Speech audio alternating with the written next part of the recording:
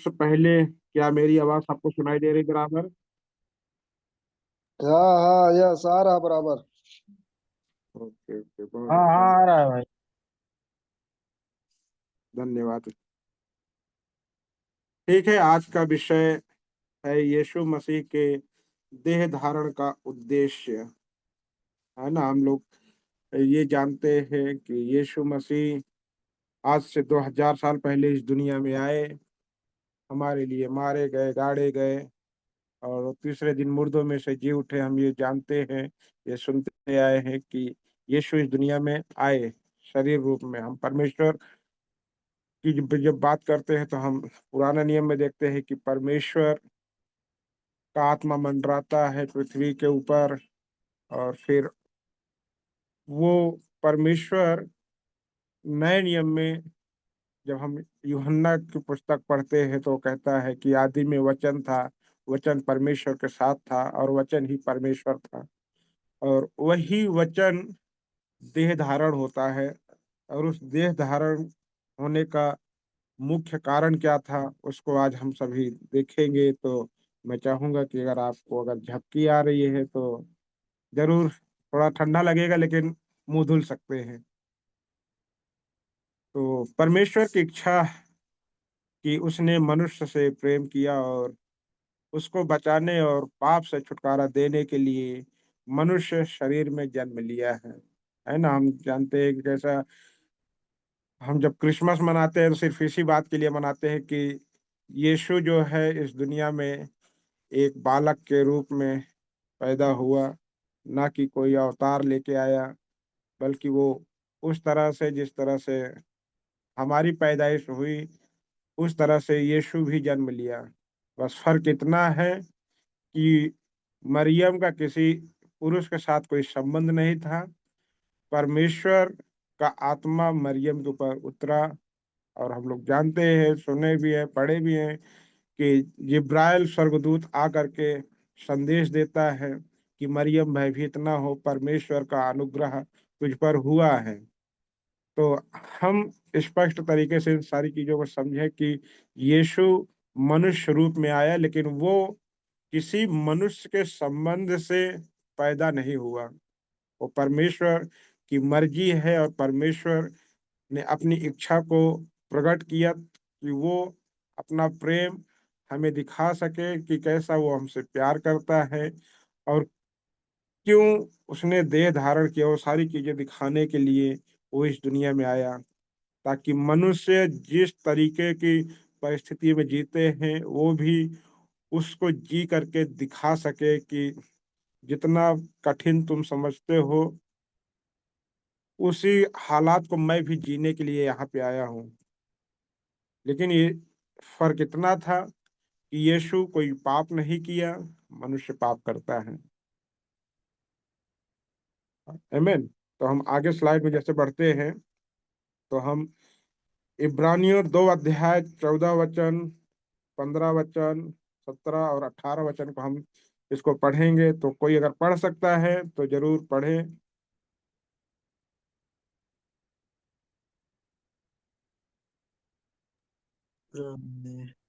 इसलिए इसलिए जबकि लड़के मांस और लहू के भागी हैं, जो वह आप भी हम्म, उनके समान उनका सहभागी हो गया, ताकि मृत्यु के द्वारा उसे जिसे मृत्यु पर शक्ति मिली थी अर्थात शैतान को निकम्मा कर दे। हम्म। 15 भी पढ़ सकते हैं।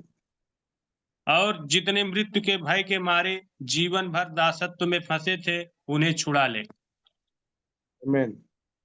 तो हम जब पहला शब्द पढ़ते हैं इब्रानियों 2:14, तो यहाँ पे स्पष्ट तरीके से लिखा है कि इसलिए कि जब कि लड़के मांस और लहू के भागी हैं तो वह आप भी उनके समान उनका सहभागी हो गया, ताकि जो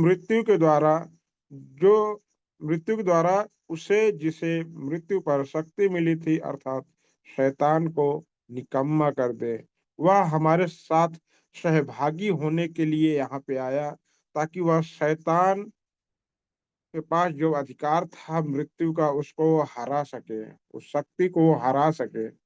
है ना। हम देखते हैं कि यीशु कैसा वो कब्र में भी गया, 3 दिन 3 रात वहां रहा, और वो वहां से शैतान के इस ताकत को भी उसने हरा दिया, मृत्यु को। मृत्यु से कोई जीत नहीं सका था, लेकिन यीशु शारीरिक रूप में आकर के और मृत्यु पर भी उसने विजय प्राप्त किया। तो वो हमको सिखाता है कि हम डरे नहीं। वो जो देह धारण किया उसका एक बहुत बड़ा मकसद था कि वो मनुष्य जिस मृत्यु को में जूझ रहा था, जो वो मृत्यु सिर्फ शारीरिक नहीं थी, बल्कि वो इस तरह से था कि वो आत्मिक भी मृत्यु थी, जो शैतान के वश में होकर के होता है। शैतान के वश में रहना मतलब वो डायरेक्टली एक ऐसा दावत देता है जो उसके साथ नर्क जाने के लिए होता है। लेकिन यीशु आया, वो हमारे साथ सहभागी हुआ कि शैतान के पास जो शक्ति थी मृत्यु की, उसको हरा सके। और दूसरा जब हम पढ़ते हैं 15 वचन में, तो वहां पे लिखा है कि और जितने मृत्यु के भय के मारे जीवन भर दासत्व में फंसे थे, उन्हें छुड़ा ले। हम जब मत्ती की किताब पढ़ते हैं, मत्ती की किताब में लिखा है कि वो उनके लिए आया जो उसके थे, वह अपने लोगों का उनके पापों से उद्धार छुटकारा दिलाने के लिए वो इस दुनिया में आया। उसका सबसे बड़ा मकसद था कि वो हमारे साथ सहभागी हो, हमारे साथ उसका एक रिश्ता हो। पुराने नियम में लोग परमेश्वर के पास नहीं जा सकते थे, कुछ खास लोग ही हुआ करते थे, याजक हुआ करते थे, सिर्फ वो ही परमेश्वर की उपस्थिति में जा पाते थे। लेकिन आज हम किसी भी हालात में हों, हम परमेश्वर के पास डायरेक्टली जा सकते हैं। अब हमें किसी गुलामी में रहने की आवश्यकता नहीं है। वो गुलामी जो थी वो पाप की गुलामी थी। हम पाप के बंधन में बंधे हुए थे, हम दास थे, गुलाम थे। लेकिन वो आया हमें छुड़ाने के लिए, उनको छुड़ाने जो जीवन भर मृत्यु के दासत्व में फंसे थे। आज जब हम सभी ने अपने पापों से पश्चाताप किया है, अपने पापों को मान लिया है यीशु के सामने कि प्रभु मैं पापी हूँ, तो आज हम उस दासत्व से, उस गुलामी से हम छुटकारा पाए हैं। और ये हो पाया है सिर्फ इसलिए क्योंकि यीशु देह धारण किया हमारे लिए। वो क्यों देह धारण करे? उसने तो अपने हाथों से हमें बनाया ना, मिट्टी के लिए उसने सोचो स्वर्ग को छोड़ा और इस पृथ्वी पर आया, ताकि हम सभी उसके साथ एक रिश्ते में आने पाए, उसको हम समझने पाए कि वो कौन है, कैसा है, ताकि हम उससे प्यार करने पाए। और 17 वचन जब हम पढ़ते हैं तो लिखा है, इस कारण उसको चाहिए था कि सब बातों में अपने भाइयों के समान बने, जिससे वह उन बातों में जो परमेश्वर से संबंध रखती है एक दयालु और विश्वास योग्य महायाजक बने, ताकि लोगों के पापों के लिए प्रायश्चित करें। आमीन। वह एक दयालु और विश्वास योग्य महायाजक बना। वो ऐसा महायाजक बना है कि इस प्रेजेंट टाइम में भी हर एक व्यक्ति, वो चाहे जिस भी जाति का हो, धर्म का हो, उससे मतलब नहीं है, लेकिन वो हर एक उसके पास आ सकता है और वो विश्वास करके अपने पापों से पश्चाताप कर सकता है। और जब वो अपने पापों से पश्चाताप करता है तो परमेश्वर इतना विश्वास योग्य महायाजक है कि वो हमें हर एक तरह के अ, हर एक तरह से परमेश्वर हम पर अपनी दया को दिखाता है कि वो कितना दयालु है। इसीलिए वो देह धारण किया कि लोग ये भी देखने पाए कि परमेश्वर दया भी करता है। पुराने नियम में दया बहुत मुश्किल से दिखाई देता था, लेकिन नए नियम में जब हम यीशु की बात करते हैं तो यीशु दया से भरा हुआ परमेश्वर हमें दिखाई देता है कि परमेश्वर हमसे प्यार करता है, वो हम पर दया करता है, वो हम पर तुरंत ही सोटे नहीं मारता है। और 18 जब पढ़ते हैं इब्रानियों का 2:18, तो लिखा है, क्योंकि जब उसने परीक्षा की दशा में दुख उठाया तो वह उनकी भी सहायता कर सकता है जिनकी परीक्षा होती है। आमीन। प्रिय भाई बहन, हम सभी अपनी जिंदगी में जूझते हैं, हम समस्याओं को देखते हैं और हम कहते हैं, क्या प्रभु मैं ही हूँ, मैं ही इस परिस्थिति में चलूं, मैं ही इसमें जूझूं। मैं बहुत परेशान होता हूँ, बहुत जिस परिस्थिति में मैं हूँ शायद ही कोई होगा। लेकिन यीशु ने इसको भी किस तरह से कर दिया कि वो भी देखता है कि कैसे परीक्षाएं होती है। उसने भी दुख उठाया और तो वो जो है वो भी सहायता कर सकता है हमारी, और करता है। हम कभी भी किसी भी समय में जब हम पुकारते हैं तो हम यीशु को पुकारते हैं कि यीशु तू मेरी मदद कर, और वो यीशु हमारी मदद करता है। वह हमारे पापों के लिए प्रायश्चित है। तो हमें हर एक समय अपने पापों से प्रायश्चित भी करना है। आमीन। और आगे स्लाइड में हम आए, या पांचवा यहाँ पे लिखा है कि वह शरीर के पापों को दंडित करे। जब हम रोमियो पढ़ते हैं 8:3, तो लिखा है, क्योंकि जो काम व्यवस्था शरीर के कारण दुर्बल होकर कर सकी उसको परमेश्वर ने किया, अर्थात अपने ही पुत्र को पाप में शरीर की समानता में और पाप के बलिदान होने के लिए भेजकर शरीर में पाप पर दंड की आज्ञा दी। हम देखते हैं कि कैसा यीशु मसीह हमारे लिए 39 कोड़े मार खाता है। लोग उसके ऊपर थूकते हैं, लोग उसको धोखा भी देते हैं। उसके अपने लोग ही उसको धोखा दे रहे थे। यहूदा 30 चांदी के सिक्कों के लिए यीशु को पकड़वाता है। पतरस इनकार करता है कि मैं इसके साथ नहीं था, लेकिन फिर भी यीशु उन सारी चीजों को नजरअंदाज करके वो आगे बढ़ रहा था, क्योंकि वो सिर्फ इसीलिए आया था कि वो मनुष्य को बता सके कि परमेश्वर कैसा है।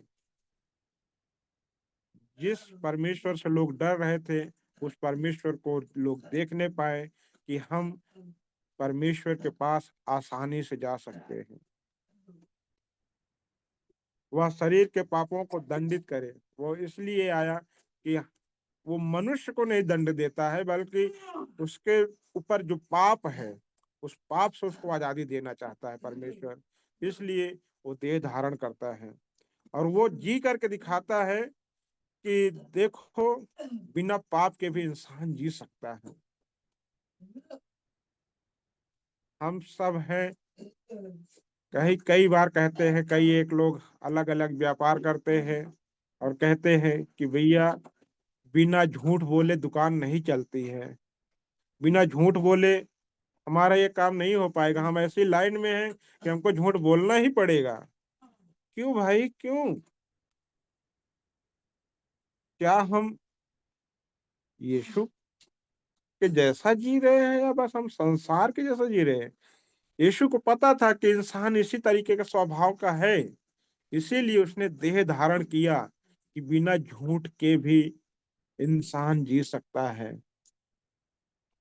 और उसने जी करके दिखाया। वो हर एक जगह पे विश्वास योग्य है हमारे लिए। आमीन। और रोमियो 8:4 कहता है, इसलिए कि व्यवस्था की विधि हम में जो शरीर के अनुसार नहीं वरन आत्मा के अनुसार चलते हैं पूरी की जाए। हम में व्यवस्था की आवश्यकता पूरी हो सके। परमेश्वर ने जो व्यवस्थाएं दी, उन व्यवस्थाओं को हम समझ सके, जान सके कि वो व्यवस्था और परमेश्वर का अनुग्रह हमारे लिए कितने मायने रखते हैं। अगर हम पुराने नियम के व्यवस्थाओं के अनुसार चलते तो हम सिर्फ किसी एक व्यक्ति के पास जाते हैं, वो याजक के पास जाते हैं। लेकिन आज इस समय में परमेश्वर ने हमें याजकों का समाज कहा है। हम परमेश्वर की निज प्रजा हैं, उसके लोग हैं। और आज हम सब लोग कई एक लोगों के परिवार को हम परमेश्वर के वचन में सहायता कर पाते हैं। जिस तरह से अभी बीके भाई प्रार्थना कर रहे थे सुसमाचार के लिए कि लोगों को हिम्मत दे प्रभु कि वो सुसमाचार बांट सके, अपना मुंह खोल सके। ये सु ये विश्वास की कमी के कारण ही हो रहा है ना कि हम सुसमाचार नहीं बांट रहे हैं। जबकि परमेश्वर चाहता है कि हर एक मनुष्य बचाया जाए, हर एक मनुष्य परमेश्वर को देखने पाए कि परमेश्वर कैसा है। लेकिन हमारी निर्बलता, हमारी दुर्बलता, हमारा विश्वास जो कमजोर है, हमें पीछे ढकेलती है। इसीलिए यीशु देह धारण करता है कि तुम भी विश्वास में रह सकते हो। वो 40 दिन 40 रात उपवास रखता है। इसी शरीर में वो था, जिस तरह की शरीर हमारी है। वो कोई रोबोट नहीं था, कोई मशीन नहीं था कि बस उसको चार्जिंग करके रख दिया गया है और वो 40 दिन चलेगा। वो हमारे जैसा भूखा हुआ, हमारे जैसा प्यासा हुआ। उसको भी भूख लगी। जब भूख लगी, शैतान आके बोलता है कि कह दे कि ये पत्थर रोटी बन जाए। यीशु ने कहा, लिखा है कि मनुष्य रोटी से नहीं लेकिन परमेश्वर के हर एक वचन से जीवित रहेगा। वो एक अच्छा उदाहरण हमारे लिए बनता है। हम भूख नहीं बर्दाश्त कर पाते हैं, हम उपवास रखते हैं तो कई एक बार बहुत खाने के पीछे हम भागने लगते हैं। वो इसीलिए सब कुछ करके दिखाया कि देखो, मैं तुमसे प्यार करता हूँ, मैं तुमसे प्यार करता हूँ, इसलिए मैं आया हूँ यहाँ पर, ताकि मैं तुम्हें छुड़ा लूं, तुम्हें बचा लूं, तुम्हें एक नया समाज करके मैं एक नियुक्त कर दूं। आज हम सभी पूरी दुनिया में एक अलग समाज गिने जाते हैं और वो है मसीही समाज। आज हर एक जगहों में हम देखते हैं कि मसीही समाज के ऊपर लोग हाथ उठा रहे हैं। लेकिन ये डरने की बात नहीं है। यहाँ पे परमेश्वर अपने राज्य को पुनः स्थापित करने जा रहा है। क्योंकि कई एक बार सताव और ठोकर इसलिए आती है कि हम जो रुके हैं, हम होश में आने पाए, हम नींद से जागने पाए कि यीशु ने 2000 साल पहले क्या किया। वह अपने लोगों को उनके पापों से उद्धार देगा। लेकिन आज कलीसिया सिमट गई है, कलीसिया रुक गई है, कलीसिया सुसमाचार के कार्य में नहीं बढ़ पा रही है। और और ये रुक जाने के कारण परमेश्वर का कार्य नहीं हो पा रहा है। क्योंकि हम सभी डर में जी रहे हैं। और डर इस प्रकार का कि अगर मैं जाऊंगा सुसमाचार देने, कोई मुझे कुछ बोल देगा तो, गाली दे देगा तो, मार देगा तो, मारता है तो मार दे। यीशु ने अपने शरीर को बलिदान किया और उस क्रूस पर उससे उसने कहा, पिता इन्हें माफ करके कि ये नहीं जानते कि ये क्या करते हैं। हम तो वैसे मौके ही नहीं आने दे रहे हैं, हम पहले ही सिमट जा रहे हैं। हम उस विश्वास को नहीं दिखा पा रहे हैं जो यीशु शारीरिक रूप में भी होकर के सब कुछ सह लिया।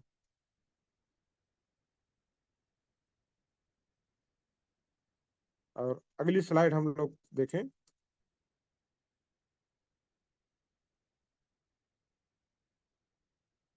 वह हमारी निर्बलताओं में सहानुभूति दिखाता है।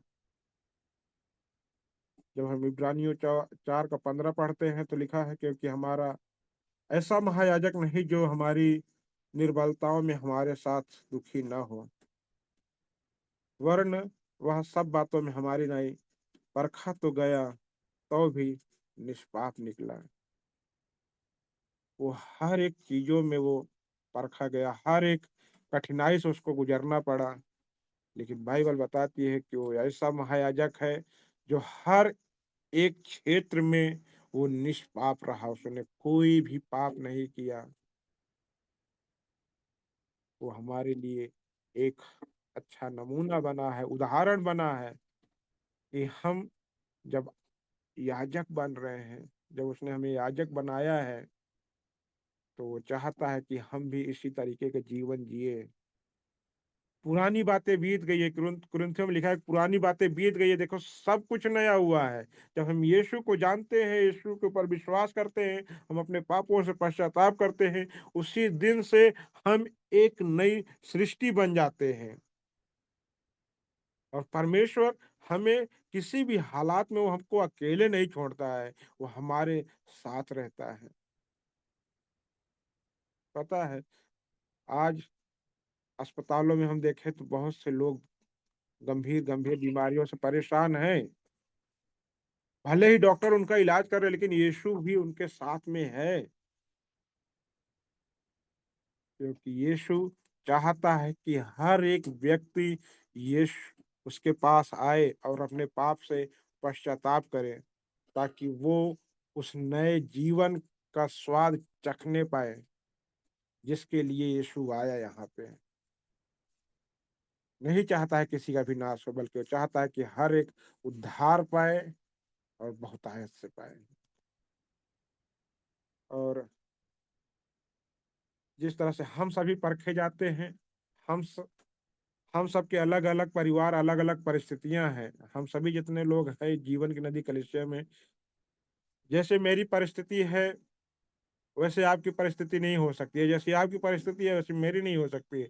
हम सबकी अलग परिस्थिति है, लेकिन उन परिस्थितियों में भी हमें विश्वास योग्य रहना है यीशु के प्रति, क्योंकि वह हमारी निर्बलताओं में भी हमारे साथ है। वो हमें सहारा देता है, हमें संभाल लेता है। और यूहन्ना 1:14 जब पढ़ते हैं तो लिखा है, वचन देहधारी हुआ और अनुग्रह और सच्चाई से परिपूर्ण होकर हमारे बीच में डेरा किया, और हम सब ने उसकी ऐसी महिमा देखी जैसे पिता के इकलौते की महिमा। आमीन। वचन देहधारी हुआ है प्रिय भाई बहन। जो बाइबल आपके पास है वो यीशु मसीह है। जितने पन्ने आप पलटते हैं, जितने शब्द को पढ़ते हैं, वो सब यीशु मसीह है, क्योंकि वो हमें हर दिन नया करता है, नया करता है, नया करता है। आप अपने आप को देख सकते हैं कि जो आप 5 साल पहले थे यीशु को जानने के पहले, और जब से आपने यीशु को जाना, तब से लेकर के आज जब आप कहते हैं या मैं कहता हूं कि मेरा इतना साल बीत गया, हम अपने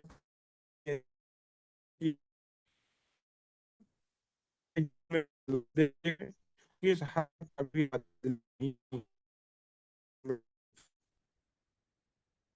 जब हम एक सफर तय करते हैं, कहीं हम अगर हमें जाना है, जब हम सफर तय करते हैं, उसके बाद हम देखते हैं कि अरे हम तो इतना किलोमीटर आ गए।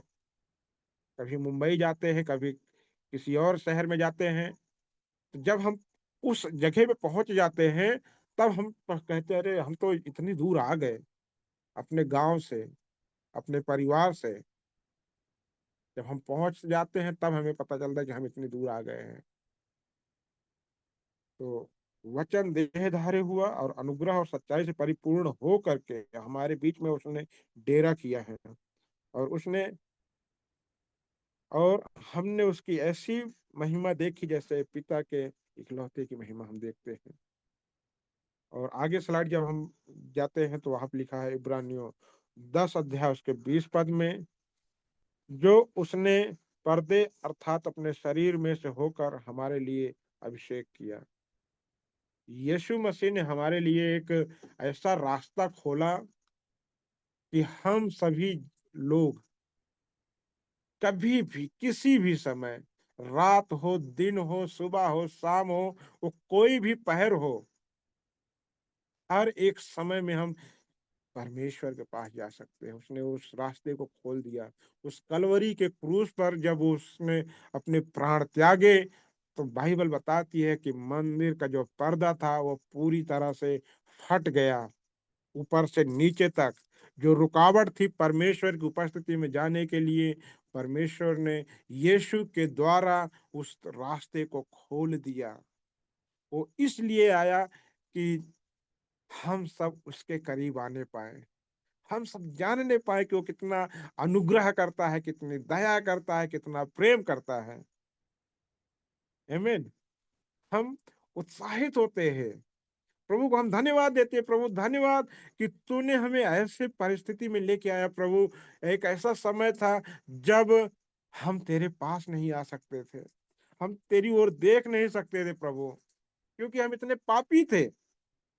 लेकिन प्रभु तुझे धन्यवाद कि तूने अपने प्रिय पुत्र यीशु को हमारे लिए भेजा।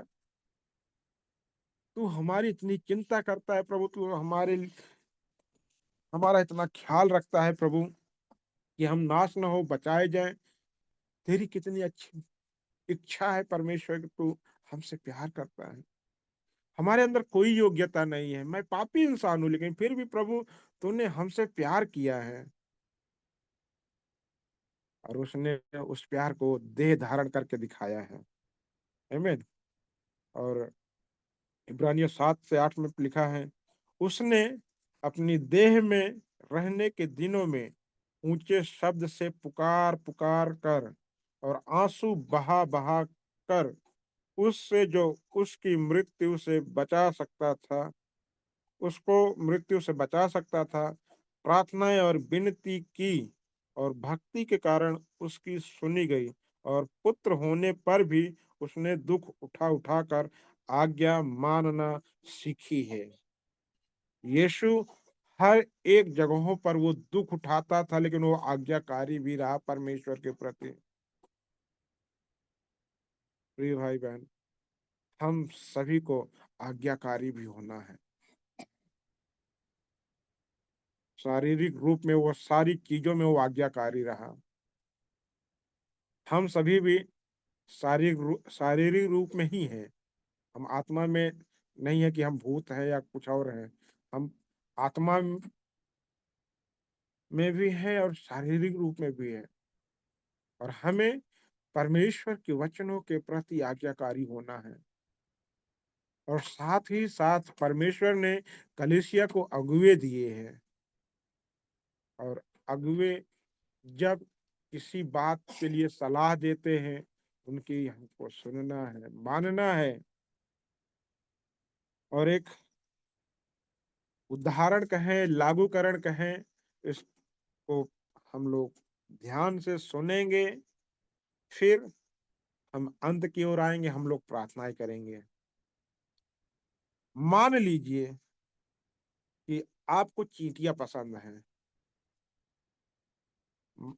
हालांकि कई एक लोगों को चींटियां पसंद नहीं होती हैं, लेकिन ये मान लीजिए कि आपको चींटियां पसंद हैं।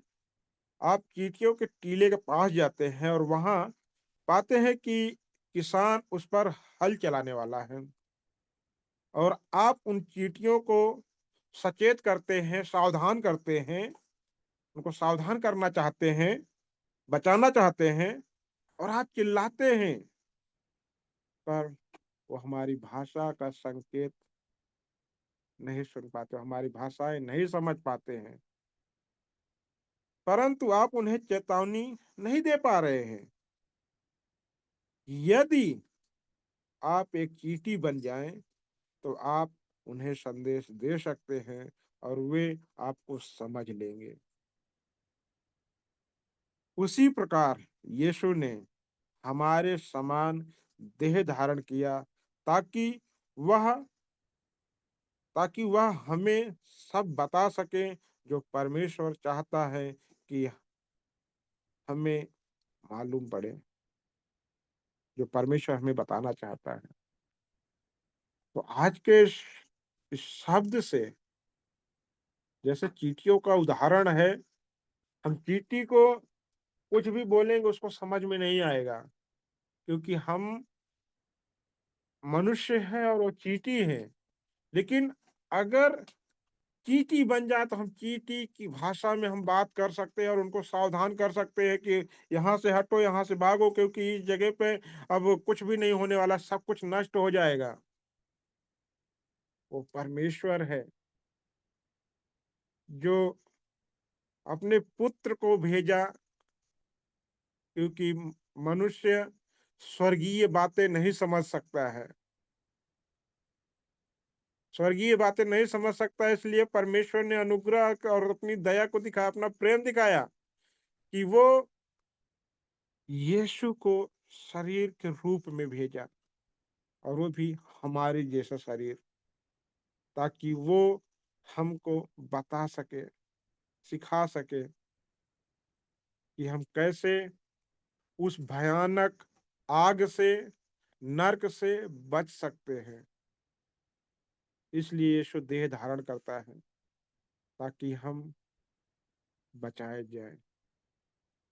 तो हम जब कभी भी हम प्रार्थनाएं करते हैं तो हमको समझना है, जानना है कि हम स्वर्गीय भाषा नहीं समझ सकते थे, स्वर्गीय शब्द नहीं समझ सकते थे।